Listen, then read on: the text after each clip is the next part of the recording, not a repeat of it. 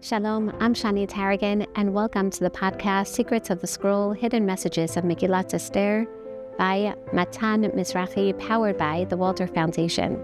In this series, we're going to explore textual allusions, literary messages that are hidden in the text of Megillah Esther, teaching us messages of not only the story itself, but allusions to the other 23 Sfarim of Tanakh.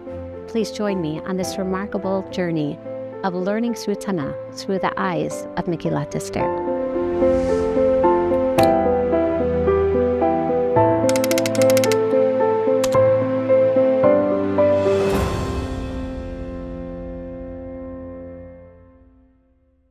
Today, dear listeners and learners, we conclude, but not really conclude, because we know that there are so many more allusions in Megillah Esther to Tanakh. And albeit in different editions of Tanakh, you'll find specifically the placement of Tehilim sometimes at the beginning of Sifrei Emet, generally canonized together the works of Tehilim and Iyov and Mishlei by virtue of the fact that they share the same Mesorah of cantillations, the same tradition of Tamei HaMikra, but sometimes Tehilim actually a little closer to the end. Chazal, in fact, teach us that Sifrei Tehilim is comprised, as we know from the dinome of each one of the Sfarim, is comprised of 5 different Sfarim, each one parallel to one of Chamisha Chumshei Torah. And therefore, not surprising that we're going to find allusions in Megillah Esther to various Mizmorim. And even though we can have 150 podcasts comparing Megillah Esther to the 150 particular Mizmorim of Tehilim, we find that there are certain motifs that in fact repeat themselves throughout Sifrei Tehilim. And albeit we're not going to address each and every one, we will see that Tehilim accompanies Esther through exile, as Tehilim accompanies each and every one of us no matter where we are. Because Tehilim, even though originally composed as songs for the Beit HaMikdash, are meant to accompany us even without a Mikdash, even without a particular place. We know, and many, in fact, know Mizmorei Tehilim by heart because that becomes the epitome of prayer, of tefillah, that we feel at different times expressing different emotions.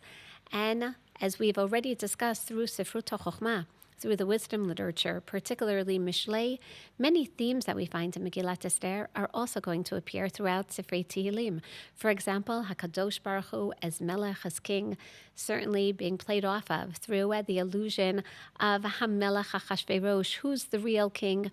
Even the feelings, the sentiments of anger and abandonment that perhaps we see in Megillah Esther also expressed numerous times in Sifrei Tehilim, the idea of personal vulnerability, collective salvation, themes of inversion, of literally the sudden downfall of the wicked, sometimes even falling into the same pit that they themselves have dug. Definitely allusions through the plot of the chiasm, V'nahafochu, of Megillah Esther, Haman hanging on the same gallows that he planned for Mordechai. Even the silence of Hashem versus the voice of prayer. Hashem, as we know, is invoked in all times. In anger, in Sifrei Tehilim, we find, for example, in Mizmor Yud Gimel, Ad An Hashem Tishkacheni Netzach, a sense sometimes that HaKadosh Baruch Hu forgets about us. That comes along Megillah Esther, and without even mentioning Hashem, we see through tefillah, we see through the tzom, we see through the crying out of Mordechai, and definitely the fasting of Esther and the Jewish community, the Achdut, that they're turning to Hashem, perhaps even reciting Mizmorei Tehilim. The notion also of existential threats that are constantly facing Am Yisrael that we see in Sifrei Tehilim certainly manifest in Megillah Esther as well.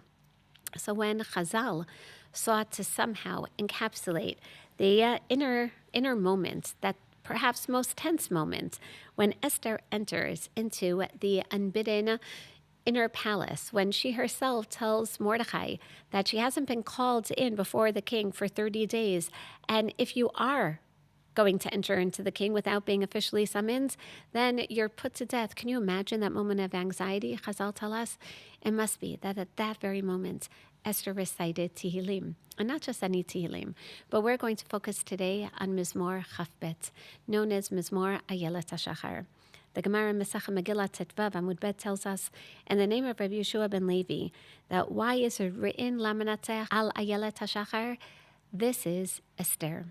Because Chazal don't describe the strategy of Esther.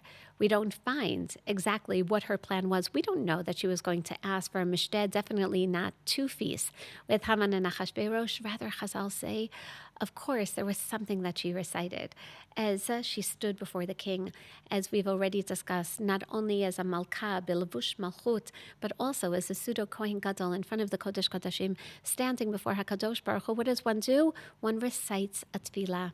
She recited a prayer. And therefore, this final Tanakh episode, really, of Secrets of the Scroll is going to focus on Tehilim, on Mizmor Chafbet. Not because it's the most obvious intertext, but because it, in fact, is the most revealing. So if Megillat Esther encodes Torah and Nevi'im and Ktuvim through narrative allusion, then Tehilim provides something a little more subtle and perhaps even more radical.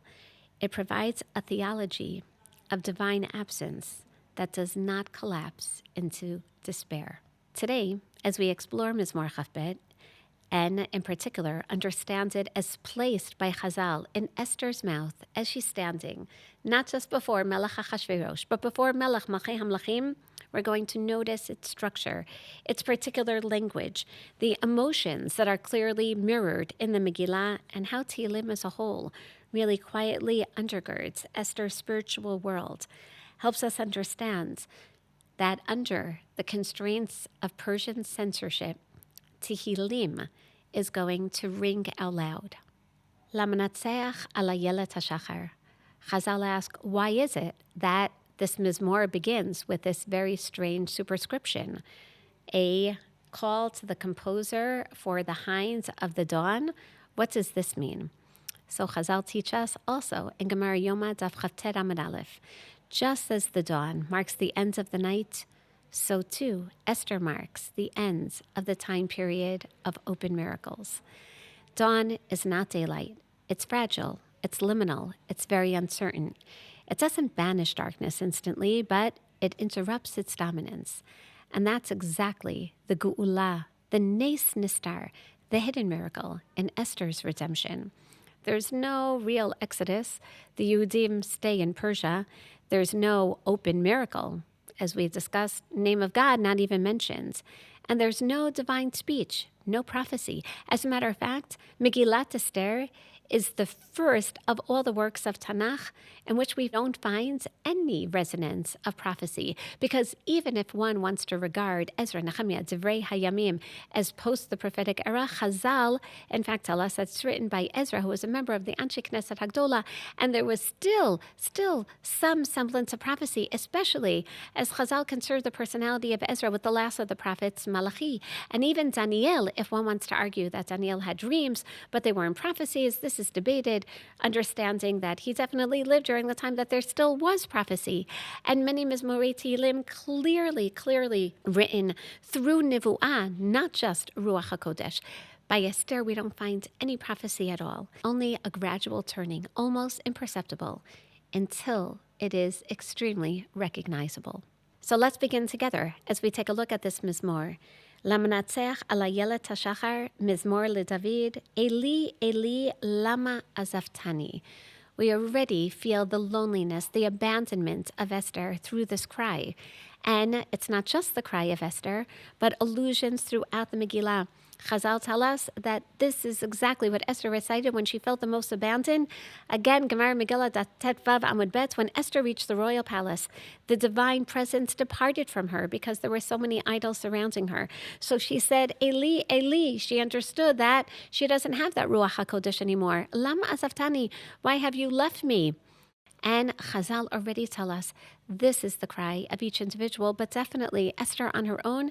Esther, who cries out to Mordechai, V'kasher avadati, knows that she really does feel a sense of loneliness and abandonment. So this is certainly a theological move. Esther does not deny God, as Chazal tell us, but rather it seems, based on the Midrash, that she's actually accusing him, a tone that we find in various Mizmorim of Tehilim, that sense that sometimes when we don't feel the presence of HaKadosh Baruch Hu, it must be that Hashem has left us. And therefore she addresses him directly, Eli, Eli, lama azavtani, in the first person. Megillat Esther is this book without the name of Hashem, and yet it contains such an intimate relationship with HaKadosh Baruch Hu, expressed certainly when we read Megillat Esther together with Mizmor Chafbet. It's almost as if this Mizmor puts the words in Esther's mouth, enables her to articulate that loneliness that she feels, almost what she can't say in the narrative, not just under Persian censorship, but this is the innermost heartstrings of Esther. And that's exactly what we know the poetry of Tehilim elicits from each and every one of us. So notice what Esther does not do, certainly not recorded in the Megillah. We don't find that she cries. We don't find that she cries out. We don't find that she actually explains what her strategy is. And she definitely doesn't invoke Hashem out loud. But Tehilim is therefore going to tell us that even these words may not always be spoken, but ultimately these are the words of emunah. These are the words of internal faith. So let us continue. Eli, Eli, lama zavtani, rachok mishuati, divrei shagati. We hear the roaring, literally, in the pasuk, and that sense that one is so far from salvation. But when we read this in Megillat Esther, and especially we, the readers, know what's going to happen, we recognize God is there, even when we don't see that HaKadosh Baruch Hu is there. And definitely, this is not accidental because we're under Persian rule where Jews, certainly in threat of annihilation, are not meant to survive.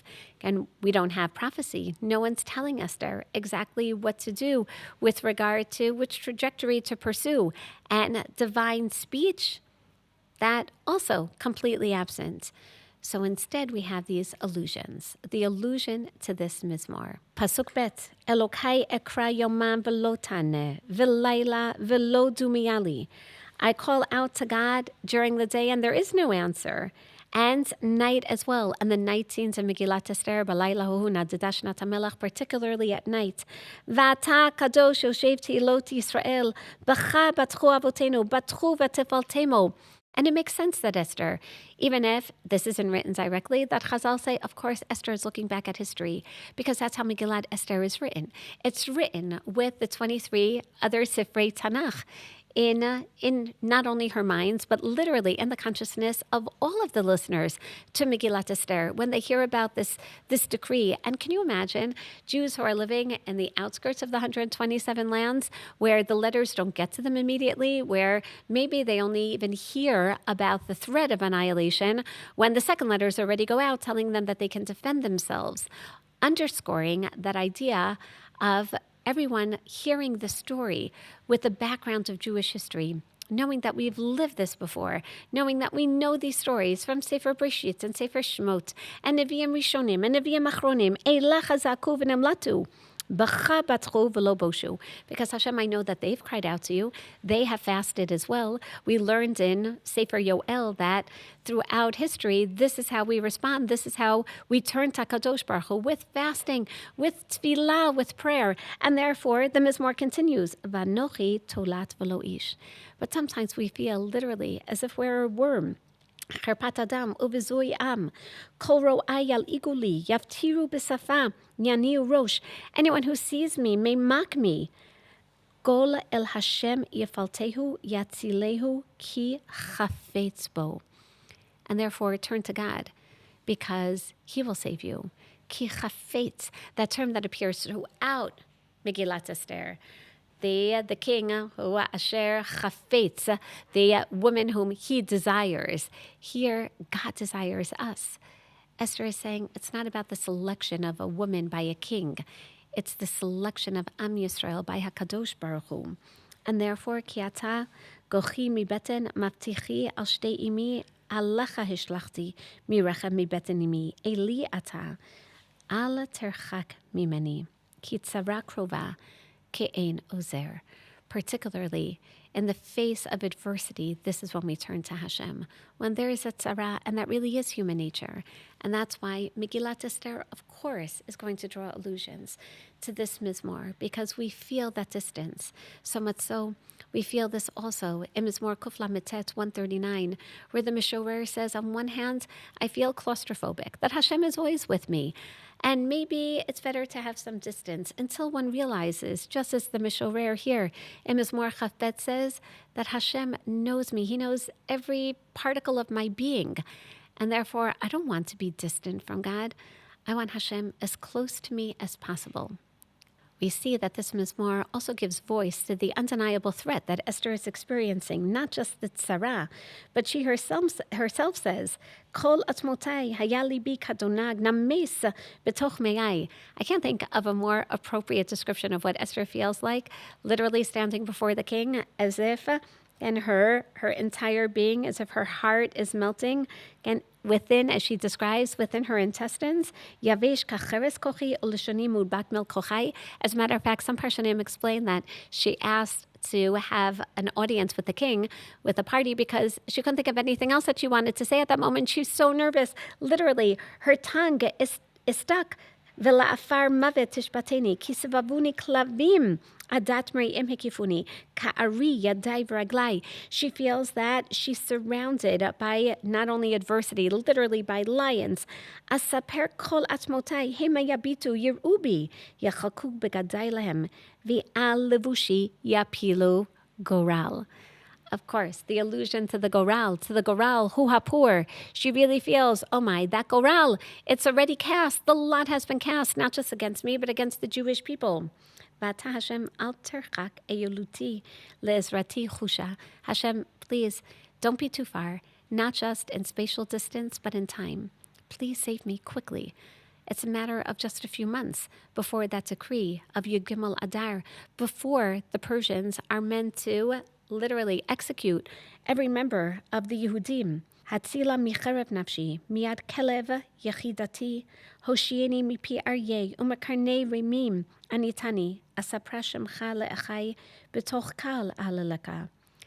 And now comes the turn. Now the climax. Yirei Hashem haluku, kol zera Yaakov kabduhu, v'guru mimenu kol zera Yisrael, ki lo vaza, v'lo shiketz, enut ani, v'lo histir panav mimenu, ubeshavo elav, Shemea. And she realizes, Hashem, please, don't hide your face. Chazal teach us, Esther, her name, she's alluding to the pasuk in Sifrei Dvarim, Anochi Astir, Astira Panai. And she knows that Hashem sometimes hides her face. And basically she's begging Hashem, I'm Esther. I'm literally, again, that microcosm of hiddenness. Hashem, don't hide your face from me right now. This is the turning point, not only in the Mizmor, but definitely in Megillat Esther. And without even continuing with every pasuk of the Mizmor, we end with pasuk Lamed Aleph, Zera Ya'avdenu Yisupar La'Adonai Lador. The idea of making sure for generation after generation, all the Zera Yavo V'Yagidu Titkato La'am Nolad Kiasa. How Hashem's salvation, which occurs suddenly, which occurs in that moment of ironic hiddenness, is when we see it literally manifest, and that's what we perpetuate for future generations. And that one sleepless night, in those few moments of Esther standing before the king, awaiting either imminent death or the extension of his scepter, that's the fear, the anxiety, but ultimately the time that she and we anticipate the most salvation. Not only this mizmor of Tehillim, but every mizmor teaches us to recognize redemption, not by volume, not by the quality even, but by the trajectory. One state of abandonment, recognizing that Hashem is with us at all times, and therefore we turn to HaKadosh Baruch Hu. Throughout Sefer Tehillim, the Mishorer says, Lo hametim yahalaluka. HaKadosh Baruch Hu, it's not even in your best interest for us not to be here, because we're going to be the vehicles to tell the stories of salvation, to write down the stories of Megillat Esther, to continue to sing even when we know that we're facing adversity, because ultimately we know at the end really is your divine hand that we see even as we go through the darkest of times. So it's not just this Mizmor of Tehillim, but so many Mizmorim that project and broadcast v'nahafochu asher yishlutu hayudim hema bisonehem, literally the inversion of power and the guiding hands of Hashem. Tehillim tells us, Mikim me'afardal me'ashpot yarim avyon lohoshivi im nidivei amo. Mordechai, who goes literally rising from rags to riches. Perhaps about this pasuk, it is said, Mordechai, who is sitting in dust and sackcloth, who is going to become the Mishneh Lamelech. So we find that this motif of Tehillim really structures the Megillah. Haman rises, but Haman falls. Mordechai waits, and yet Mordechai ascends. Decrees reverse themselves. But as we know from Mizmorei Tehillim, as we know really from Tanakh, they don't reverse themselves. They are reversed through HaKadosh Baruch Hu. But ultimately, when we turn to Hashem, when we recognize who is in control and who is the one who ultimately is reversing. And therefore, v'nahafochu, this is the phrase that should echo not just throughout Megillat Esther, but throughout all of Sefer Tehilim. Tehillim, and especially this Mizmor, therefore, insists that salvation must be remembered, lidor dor, as we just read, that we must appreciate these vicissitudes throughout history, the remembrances not only of the difficult times, but also hafachta mispedi lemacholi, but how HaKadosh Baruch Hu transforms our sorrow into gladness. How literally the Evel Gadol Layudim Tzomu B'chiyu Misped is going to be transformed into Layudim Haita Ora V'Simcha V'Sason Vikar. The Zechru Niflotav of Mizmorei Tehillim becomes all the more important then in Megillat Esther when we find that Mordechai and Esther insist on writing down the story of difficulty and salvation, of writing down, as we know, v'nachtav b'sefer, literally to record this, to make sure that we don't forget. Maybe that's why Esther also insists as she turns to Chachmei Yerushalayim, Chachmei Eretz Yisrael, Kitvuni Lidorot. She isn't just saying, write down my story. She's saying, write down, as Malachi insisted, write down the words of Nevi'im and the words of Ketuvim. Write down Mizmorei Tehillim. Write down my story as a microcosm, really, for all stories. Purim becomes, to a certain degree, its own Mizmor, its own song, which comes to life also, as we know, in Masechet Megillah, where we hear even of how songs should be written in Tanakh. And we think right away, songs in Tanakh, those are Mizmorei Tehillim, albeit Chazal speaks specifically about 6 military national victory songs, the songs of Shirat Hayam, and Shirat David, and Shirat Dvorah, and the songs of Shirat Hazinu, and Shirat Malchei Canaan, conquered by Yehoshua. But we also have the song of, literally, Aseret B'nai Haman, the Ariach al Gabe Ariach, the stone on the stone, that literally depicts a military national song. Esther says, I'm also a Mizmor Tehillim, Kitvuni Lidorot. And therefore, Mizmorei Tehillim, as Esther is telling us, is really the portrayal of HaKadosh Baruch Hu, just like in Megillat Esther, sometimes in a slightly invisible manner, but ultimately, really as overt as could be. This is Mizmorei Tehillim, translated into a narrative, the poetry that really becomes the prose. So now we conclude with what was the point of all this? Why so many allusions? Why can't Mordechai and Esther just tell us about the allusions to characters and the v'nahafochu and incorporate these Mizmorei Tehillim within their story? Why are there secrets of the scroll instead of broadcasted messages in the prosaic form?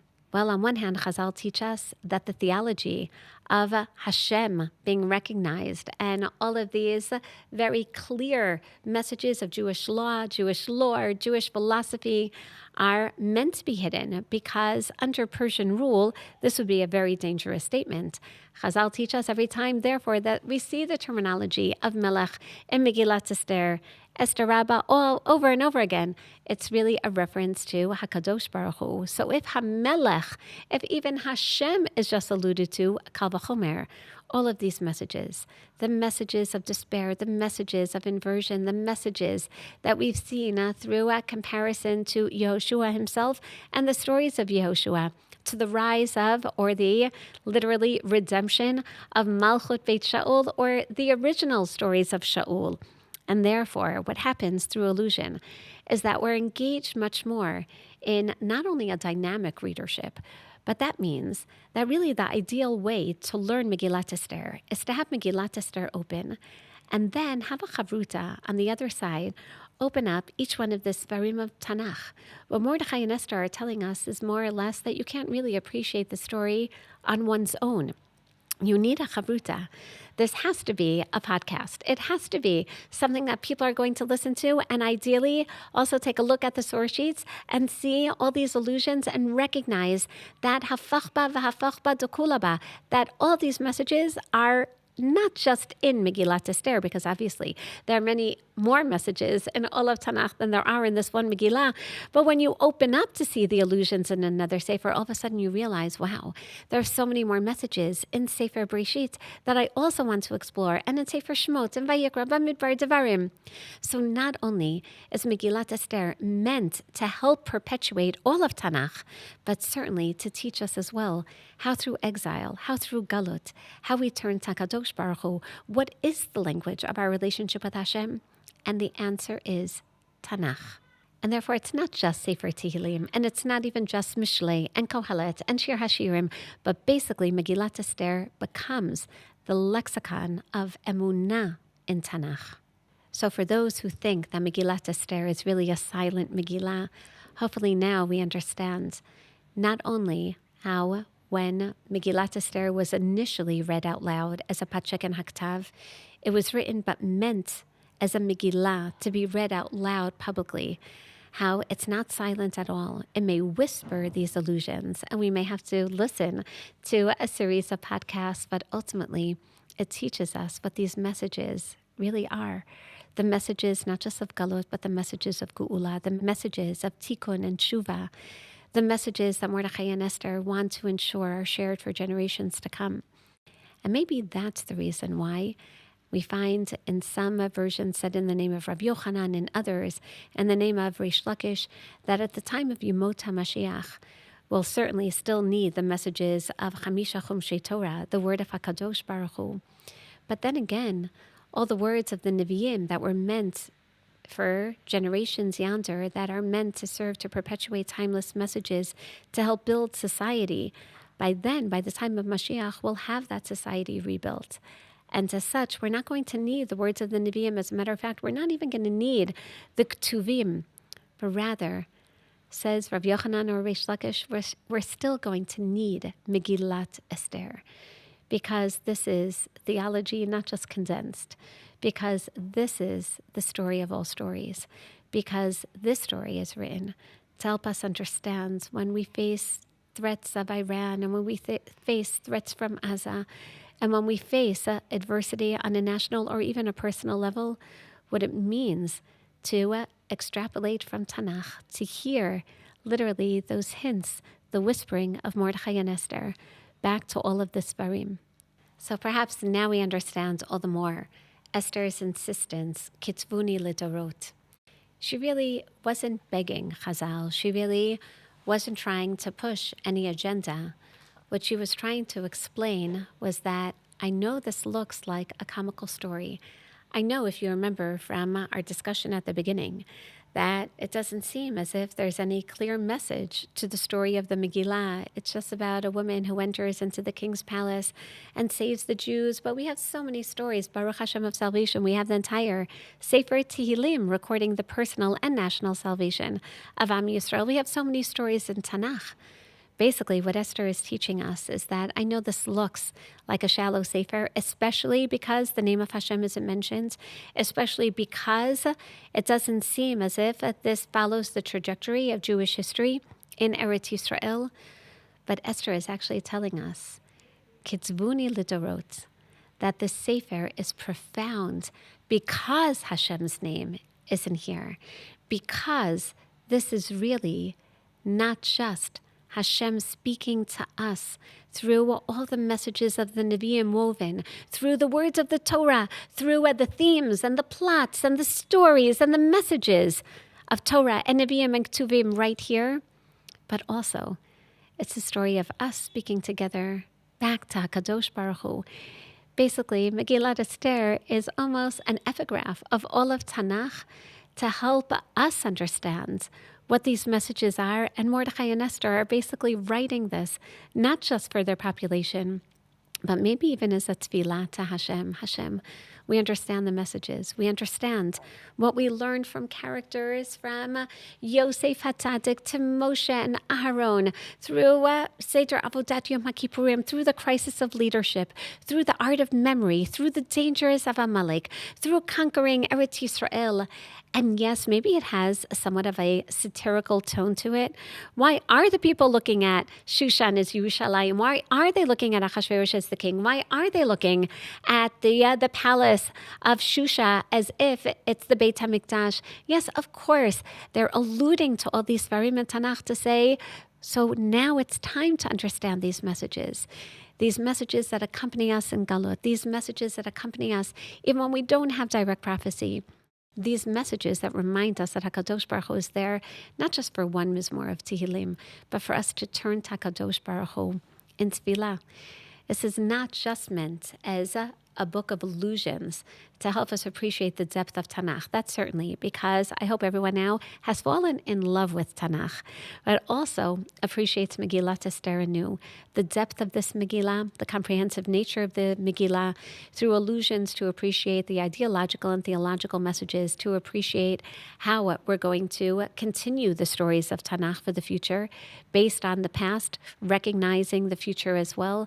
Certainly how Esther sees herself as fixing the past, namely the line of Shaul, in preparation for establishing Malchut Beit David as well. And maybe by now, these aren't just whispers in the concealment of Esther. By now, I hope that together we've uncovered the secrets, that we recognize that there's much more than meets the eye. Kitvuni Lidorot. Our sages certainly have seen, through the allusions, that Esther is teaching us so much more than the words that are actually written, because the words are meant to be heard, and the words are meant to resound for generations to come.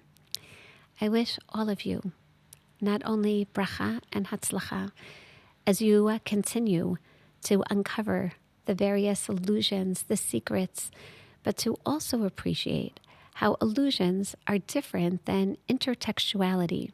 Intertextuality is a midrashic device where we find that we're supposed to read one text, an earlier text, sometimes with a later text.